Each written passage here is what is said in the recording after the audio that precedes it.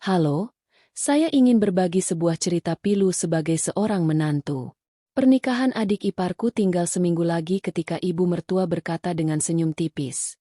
Semua meja di restoran sudah penuh. Sebaiknya keluargamu tidak usah datang. Aku tersenyum kecut, mengangguk. Lalu malam itu juga membelikan tiket liburan ke Banyuwangi untuk seluruh keluargaku. Pada hari pernikahan, keluarga suamiku meneleponku 99 kali. Saat kuangkat sekali, suara ibu mertuaku terdengar panik. Makan malam di rumah keluarga suamiku berlangsung seperti biasa. Sunyi, kaku, dan penuh aturan tak tertulis. Ibu mertuaku, Marni, selalu memaksa semua orang duduk lengkap di meja makan setiap Rabu malam. Katanya itu tradisi keluarga. Padahal bagiku, itu hanya jam tambahan untuk mendengar mereka bicara soal status, relasi, dan uang. Di atas meja sudah tersusun lauk yang sejak siang kusiapkan sendiri. Ayam panggang kesukaan suamiku, Bagas. Sayur lodeh untuk Pak Darmo, ayah mertuaku. Perkedel untuk Bu Marni. Selama 3 tahun menikah, aku berusaha menjadi menantu yang tak bisa mereka cela. Namun rupanya, sebaik apapun aku melayani, asal-usulku tetap menjadi dosa yang tak termaafkan di mata mereka. Saat aku baru saja meletakkan ikan bakar ke piring Bu Marni, Pak Darmo mulai bicara dengan bangga. Pernikahan putra bungsunya, Danang, tinggal seminggu lagi. Katanya, hampir semua tamu penting sudah diundang. Rekan bisnis, kolega lama, mitra proyek, semua akan hadir di Hotel Jayakusuma, hotel termewah di Yogyakarta. Ia ingin pernikahan itu membuat semua orang ternganga. Aku ikut tersenyum. Aku sungguh bahagia untuk Danang dan calon istrinya, Sekar. Karena itu aku menoleh pada Bagas dan bertanya apakah akhir pekan nanti kami perlu belanja untuk persiapan hari besar itu. Bagas menatapku sebentar, lalu melirik kedua orang tuanya seperti minta izin. Dari sorot matanya, aku langsung merasa ada sesuatu yang buruk akan keluar. Alea, ada yang perlu aku sampaikan. Aku berhenti makan. Apa? Ia meletakkan garpu. Di pernikahan Danang nanti, sebagian besar tamunya orang penting.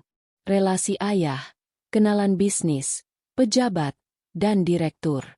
Jadi, mungkin kali ini keluargamu tidak usah datang. Kalimat itu menamparku lebih keras daripada tangan siapapun.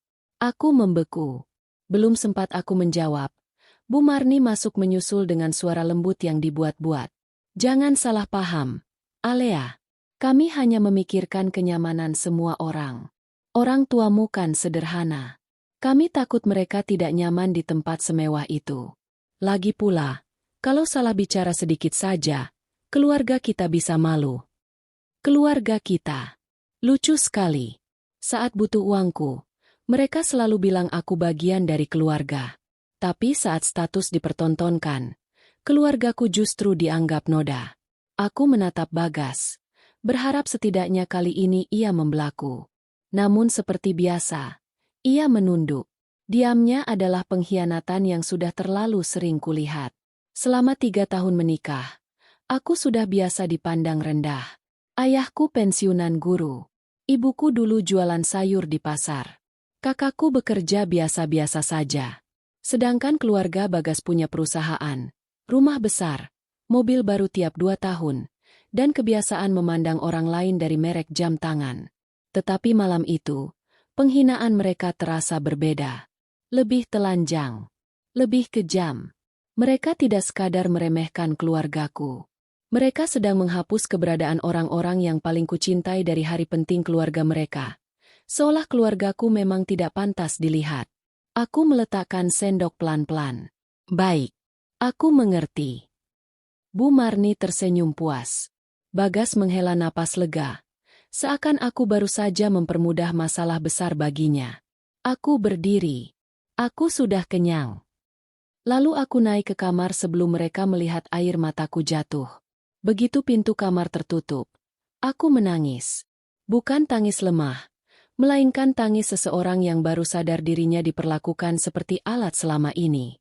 Aku teringat semua yang sudah kuberikan untuk keluarga itu. Bonus kerjaku, tabunganku, hadiah-hadiah mahal. Bahkan apartemen yang kami tinggali sebagian besar dibeli dengan uang orang tuaku, meski sertifikatnya atas nama kami berdua. Aku sudah berusaha menjadi istri yang sabar, menantu yang patuh, perempuan yang tahu diri.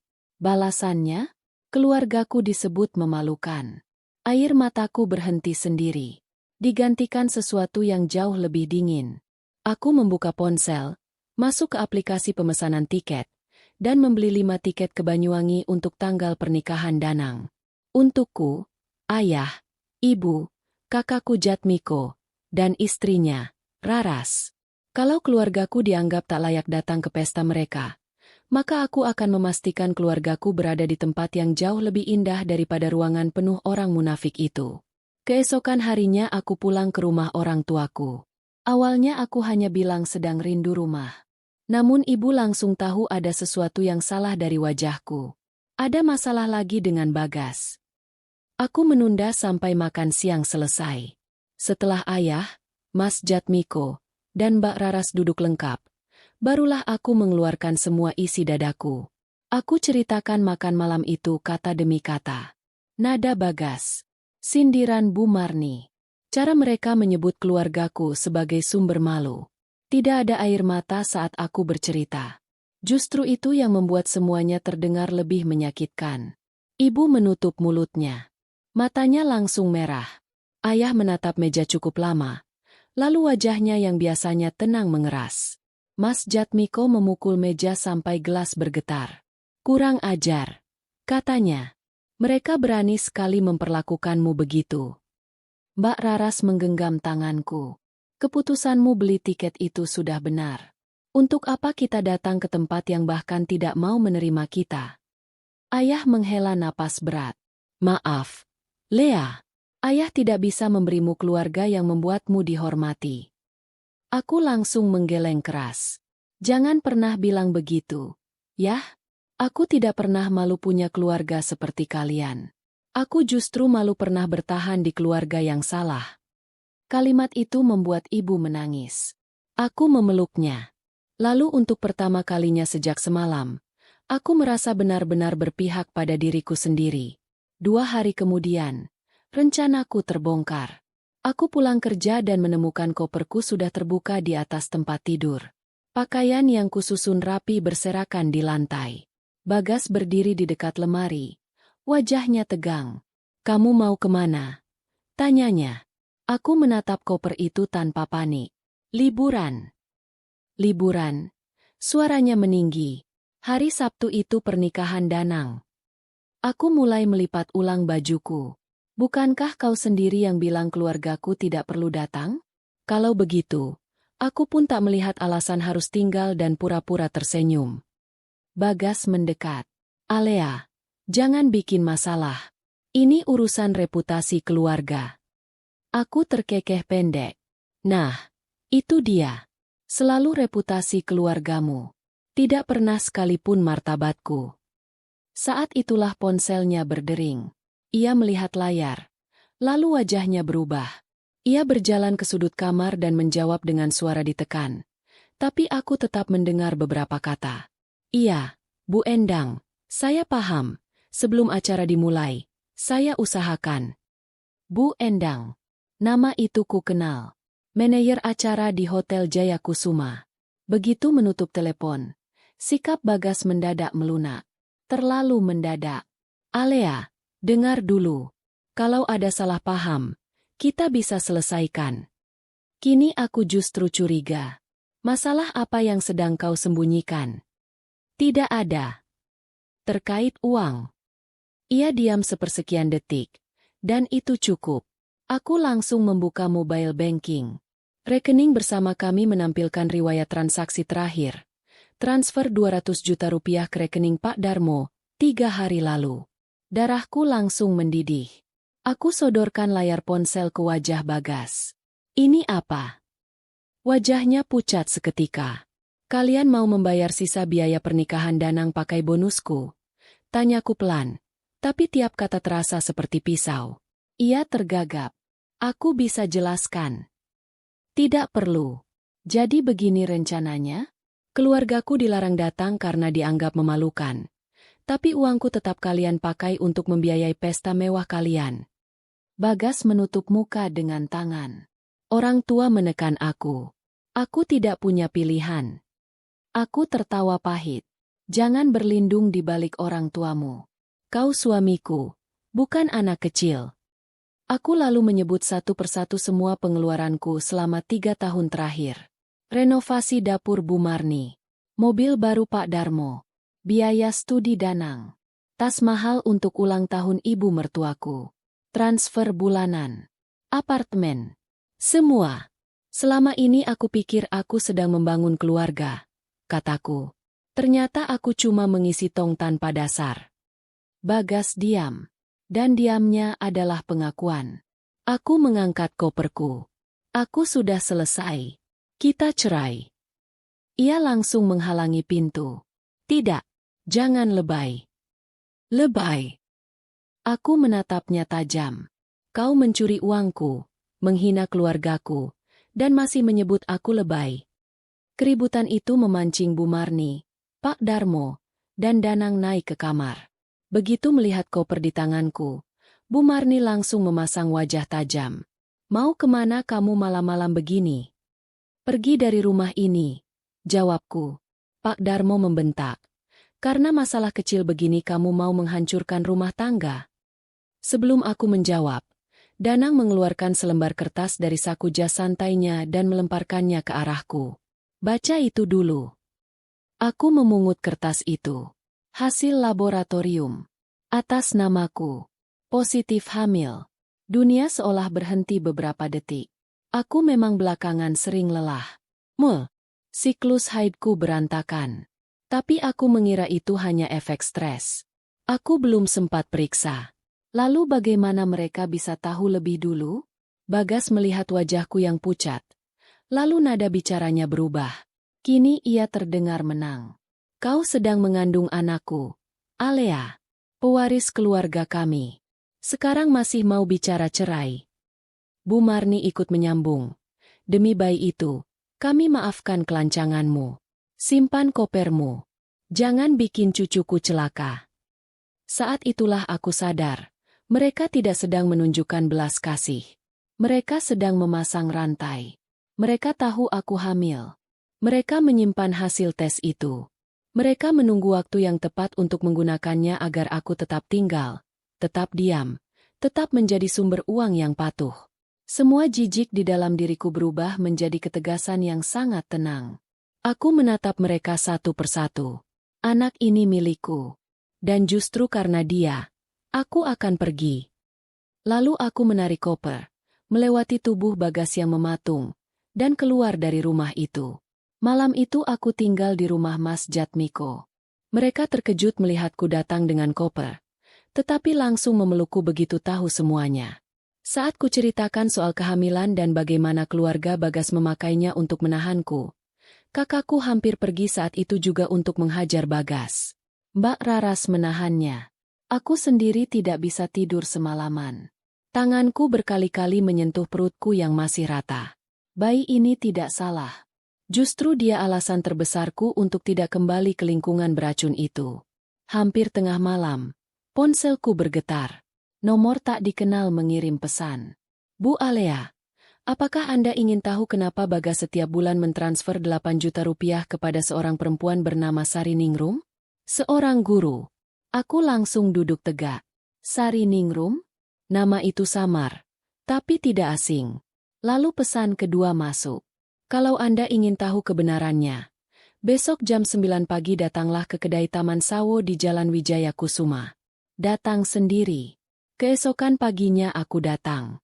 Di sudut kedai, seorang pria tinggi berkemeja putih sudah menunggu. Ia memperkenalkan diri sebagai Rendra, detektif swasta. Ada seseorang yang merasa Anda berhak tahu, katanya sambil menyodorkan map tipis. Di dalamnya ada salinan rekening Bagas. Benar. Setiap tanggal 5, selama hampir 3 tahun, ada transfer 8 juta rupiah ke rekening Sari Ningrum. Siapa dia? Tanyaku. Rendra menatapku lurus. Mantan pacar suami Anda. Napas di dadaku sesak. Aku langsung teringat. Saras, kekasih lama Bagas saat kuliah. Dulu aku hanya tahu mereka putus karena tak direstui. Bagas bilang semuanya sudah selesai jauh sebelum ia menikah denganku. Ternyata tidak. Melihat wajahku yang mulai berubah, Rendra menyodorkan map kedua. Map itu lebih tebal. Begitu kubuka, seluruh tubuhku dingin. Foto-foto Bagas bersama seorang anak laki-laki berusia sekitar 3 tahun. Sedang bermain di taman. Belanja di supermarket. Makan malam. Menggendong anak itu di pundaknya. Di samping mereka, Sariningrum tersenyum seperti seorang istri. Lalu di halaman terakhir, ada hasil tes DNA. Probabilitas ayah biologis, 99,99%. Anak itu bernama Raka. Tanganku gemetar. Aku sampai tidak bisa membalik halaman lagi. Jadi itulah arti transfer 8 juta tiap bulan. Bukan sekadar bantuan. Itu nafkah untuk anaknya. Bagas tidak hanya menghina keluargaku dan mencuri uangku. Ia menjalani kehidupan ganda. Menikah denganku sambil tetap memelihara mantan pacarnya dan anak mereka di tempat lain. Aku menangis tanpa suara. Rasanya bukan sekadar sakit hati. Rasanya seperti seluruh pernikahanku dicabut dari pondasinya dan dilemparkan ke wajahku sebagai lelucon. Rendra memberiku tisu, lalu menjelaskan perlahan. Dari hasil penyelidikan, Bagas dan Sariningrum tidak pernah benar-benar putus. Keluarga Bagas menolak dia karena dianggap tidak selevel. Lalu Anda datang. Punya pekerjaan bagus, penghasilan tinggi, dan citra menantu yang cocok. Setelah menikah dengan Anda, dia tetap menemui Sariningrum. Perempuan itu hamil. Sejak saat itu dia hidup ganda. Setelah aku sedikit tenang, Rendra akhirnya mengatakan siapa yang menyewanya. Sariningrum sendiri. Aku menatapnya. Jadi perempuan yang selama ini kubayangkan sebagai perusak rumah tangga, ternyata juga korban. Ditipu oleh pria yang sama, hanya dengan cerita yang berbeda. Sore harinya, atas perantara Rendra, aku bertemu Sariningrum di sebuah kedai teh kecil di Jalan Manggis. Ia datang dengan wajah pucat, mata lelah, dan tangan yang terus saling meremas. Aku tahu aku tidak pantas minta maaf, katanya pelan. Tapi dia juga menipuku. Lalu ia bercerita. Bagas tidak pernah bilang ia benar-benar memilihku. Kepadanya, Bagas berkata pernikahan itu hanya cara menenangkan orang tua dan memperbaiki keuangan keluarga. Katanya, aku hanyalah perempuan mandiri yang tidak butuh cinta atau perlindungan. Katanya, suatu hari nanti ia akan bercerai dan kembali kepadanya. Sariningrum percaya. Bertahun-tahun, aku mendengarkan sambil menahan mual. Betapa liciknya pria yang kunikahi itu. Kepadaku ia berperan sebagai suami. Kepada Saras ia berperan sebagai korban keadaan. Kepada keluarganya, ia berperan sebagai anak penurut. Sementara kami berdua diperas dalam bentuk yang berbeda. Aku tak tahan lagi, kata Sariningrum. Belakangan dia makin jarang datang. Nafkah untuk Raka pun sering telat. Tapi adiknya justru mau pesta mewah. Saat itulah aku sadar, dia tak pernah berniat mengakui kami. Aku menatap perempuan di depanku. Untuk pertama kalinya, aku tidak melihat musuh. Aku melihat cermin. Sama-sama dipermainkan. Sama-sama dihina. Ia kehilangan harga dirinya karena terus menunggu janji palsu. Aku kehilangan harga diriku karena terlalu lama memaafkan. Bedanya hanya posisi. Lukanya sama. Beberapa detik kami saling diam. Tidak ada yang perlu diperebutkan lagi. Bagas telah mengambil terlalu banyak dari kami berdua. Waktu, uang, masa muda, dan rasa aman. Kalau kami terus saling membenci, satu-satunya orang yang menang tetap dia. Apa yang kau inginkan? Tanyaku. Pengakuan resmi untuk anakku. Jawabnya tegas. Dan dia membayar semuanya. Aku mengangguk. Aku juga. Sejak saat itu, rencana Banyuwangi berubah. Bukan dibatalkan, hanya ditunda. Aku menelepon keluargaku dan berkata kami tidak jadi berangkat pada hari Sabtu. Karena aku harus menyelesaikan sesuatu lebih dulu. Aku dan Sariningrum membuat aliansi. Langkah pertama, menekan hotel. Aku memberitahu dia soal 200 juta yang masih kurang untuk melunasi pesta Danang. Kusuruh dia datang ke Hotel Jayakusuma, temui langsung manajer mereka, Bu Endang, bawa akta kelahiran Raka, bukti transfer Bagas, dan ancaman yang jelas. Jika hotel tetap membiarkan pesta berjalan untuk keluarga yang menunggak kewajiban anak, ia akan membawa media. Langkah kedua, aku menemui pengacaraku, Surono, teman lama yang sangat teliti. Sepanjang Jumat pagi kami membongkar seluruh mutasi rekening selama 3 tahun. Semua transfer ke keluarga Bagas. Semua biaya yang kutanggung. Semua bukti pembelian apartemen. Hasil akhirnya bahkan membuatku terdiam. Setelah dikurangi kebutuhan hidup bersama yang wajar, total uang yang secara langsung atau tidak langsung mengalir dari kantongku ke keluarga Bagas mencapai hampir 1,5 miliar rupiah. 1,5 miliar. Aku memandangi angka itu lama sekali. Ternyata selama ini aku benar-benar dijadikan tambang. Langkah ketiga, media. Aku menghubungi 3 jurnalis yang kukenal. Tidak kuberi detail lengkap. Hanya kukatakan bahwa pada Sabtu siang, di pernikahan keluarga besar yang sangat ingin menjaga gengsi, akan ada pengungkapan perselingkuhan, anak di luar nikah, dan penipuan keuangan. Tidak satu pun menolak. Langkah keempat, membuat gosip itu berembus lebih dulu. Dengan nomor baru dan akun anonim, aku melempar rumor samar ke media sosial. Cukup jelas untuk memancing, cukup kabur untuk menyalakan rasa ingin tahu. Dalam beberapa jam, akun-akun gosip mulai menebak-nebak. Nama keluarga Bagas belum disebut terang-terangan, tapi bayang-bayang skandal sudah menggantung di atas kepala mereka. Jumat siang, bom pertama meledak. Sariningrum mengirim pesan dari hotel. Bu Endang awalnya berusaha bersikap formal, tapi wajahnya berubah setelah melihat dokumen-dokumen yang dibawa Saras. Hotel memberi ultimatum, pelunasan harus masuk sebelum hari haji, jika tidak, acara bisa dibatalkan. Aku bisa membayangkan apa yang sedang terjadi di pihak keluarga Bagas. Mereka pasti berlari dari satu telepon ke telepon lain, mencari pinjaman, menjual gengsi, dan tetap berusaha menjaga dekorasi pernikahan tampak mewah. Orang-orang seperti mereka selalu berpikir citra bisa menyelamatkan kenyataan. Padahal kadang satu bukti saja cukup untuk merobohkan seluruh panggung. Tepat 1 jam setelah itu, ponselku meledak. Pak Darmo menelepon duluan. Suaranya penuh amarah. Menuduhku mengirim seorang perempuan ke hotel. Memintaku datang membawa uang. Aku menutup telepon sebelum ia selesai. Bu Marni mencoba cara lain. Ia menangis. Memanggilku, "Nak." Membicarakan bayi dalam kandunganku. Memintaku kasihan pada Danang.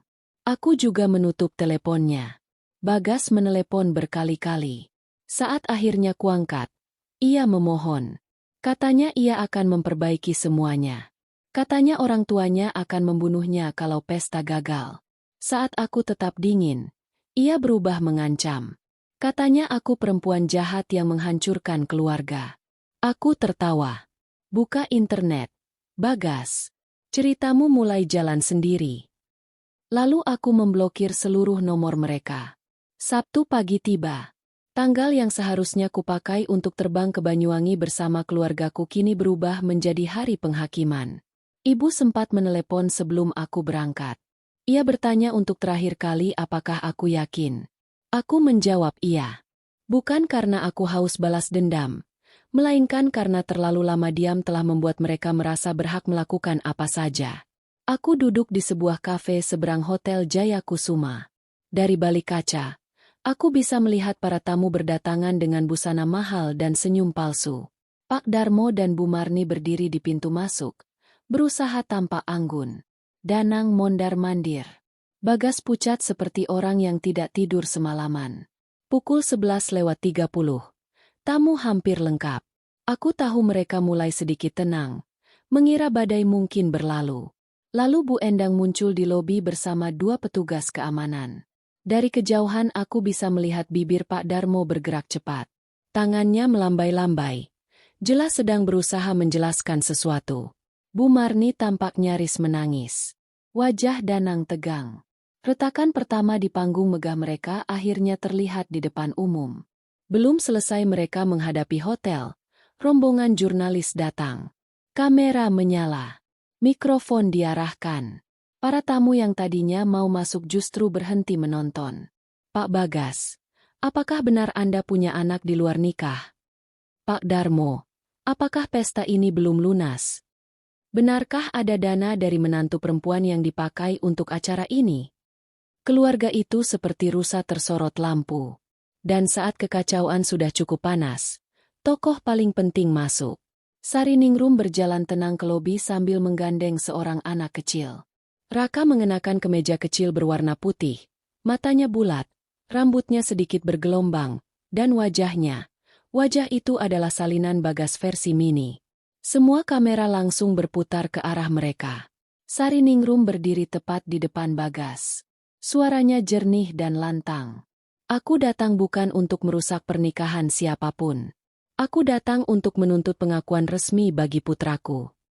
Lalu ia menunduk pada anak itu dan berkata, Raka, itu papamu. Ruangan seketika meledak oleh bisik-bisik. Beberapa tamu sampai mendekat hanya untuk memastikan kemiripan wajah itu bukan ilusi. Bagas mundur setapak, pucat. Lalu seperti biasa memilih jadi pengecut. Aku tidak kenal perempuan ini. Aku tahu itu waktuku. Aku keluar dari kafe, menyeberang jalan, lalu masuk ke lobi hotel. Kamera-kamera kembali bergerak. Para jurnalis mengenaliku. Para tamu berbisik lebih keras. Bu Marni menatapku seperti ingin menelanku hidup-hidup. Aku berjalan lurus sampai berdiri di samping Sariningrum. Tak ada gunanya lagi marah-marah. Justru ketenanganku lebih mematikan. Aku membuka tasku dan mengeluarkan 2 map. Semua yang dikatakan Mbak Sariningrum benar. Kataku pada para jurnalis. Dan sebagai istri sah Bagas, saya datang membawa bukti. Aku angkat map pertama. Di sini ada hasil tes DNA yang menyatakan Bagas adalah ayah biologis Raka dengan probabilitas 99,99%. Map kedua kubuka. Di sini ada mutasi rekening yang menunjukkan selama hampir 3 tahun Bagas mentransfer 8 juta rupiah setiap bulan kepada Sariningrum untuk nafkah anak. Wajah Bagas langsung kosong. Pak Darmo tampak limbung. Danang mematung. Aku belum selesai. Kuangkat map paling tebal. Hasil kerja Surono. Dan ini daftar seluruh pengeluaran yang saya tanggung untuk keluarga suami saya selama 3 tahun pernikahan. Renovasi rumah, mobil baru, biaya pendidikan Danang, hadiah-hadiah mahal, sampai transfer 200 juta rupiah dari rekening bersama untuk menutup biaya pesta hari ini. Totalnya hampir 1,5 miliar rupiah. Beberapa tamu mengeluarkan suara tak percaya. Aku menatap langsung ke arah Bagas. Jadi benar. Mereka bukan hanya menipu perasaan saya. Mereka juga menjadikan saya ATM. Kalimat itu jatuh tepat di tengah lobi yang sunyi. Tak seorang pun dari keluarga Bagas bisa membantah. Semuanya terdokumentasi. Semuanya jelas. Tidak ada lagi ruang untuk sandiwara. Pada saat itulah Bu Endang melangkah maju. Ia mengambil mikrofon dari pembawa acara yang panik, lalu berbicara dengan suara profesional yang terdengar ke seluruh lobi. Atas nama manajemen Hotel Jaya Kusuma, kami menyatakan bahwa acara pernikahan saudara Danang batal dilaksanakan hari ini karena pihak keluarga mempelai pria belum memenuhi kewajiban pembayaran sesuai kontrak. Kalimat itu seperti palu terakhir yang menghantam peti reputasi mereka. Para tamu gaduh. Sebagian merekam. Sebagian tertawa tipis. Sebagian lagi langsung keluar. Keluarga Sekar datang berlari dari area dalam. Begitu tahu pengantin pria berasal dari keluarga yang menyembunyikan skandal sebesar ini, ayah Sekar menunjuk Pak Darmo dan memaki habis-habisan. Sekar sendiri pingsan sebelum sempat duduk. Hotel yang semula hendak dipakai untuk pamer kini berubah menjadi panggung kehancuran keluarga Bagas.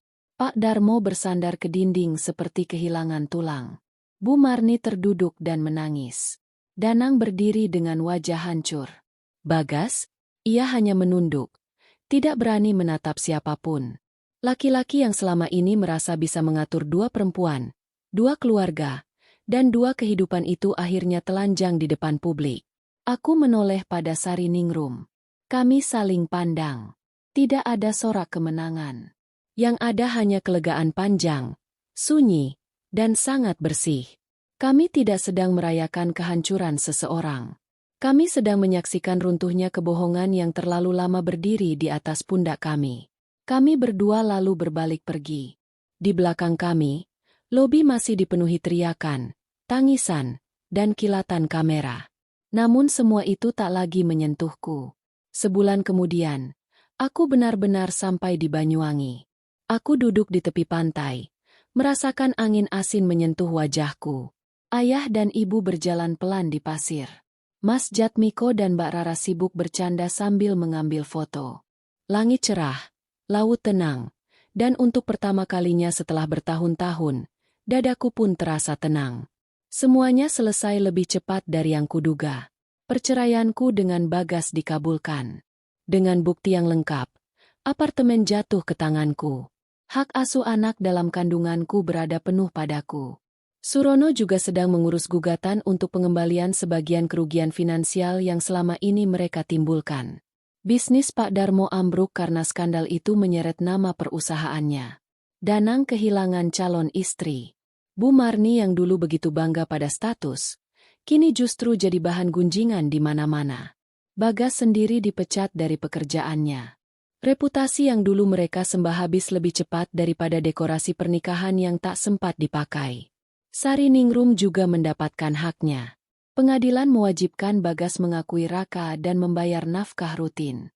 Kami sesekali masih berhubungan. Bukan sebagai dua perempuan yang pernah dipertentangkan seorang pria, melainkan sebagai dua ibu yang selamat dari kebohongan yang sama. Aku menempelkan telapak tangan ke perutku. Kehidupan kecil itu masih tumbuh dengan tenang di dalam sana. Sesekali aku masih takut memikirkan masa depan, biaya, dan malam-malam panjang yang nanti harus kujalani sendirian. Tetapi ketakutan itu tidak lagi menguasai. Karena sekarang aku tahu bedanya sendirian dan kesepian.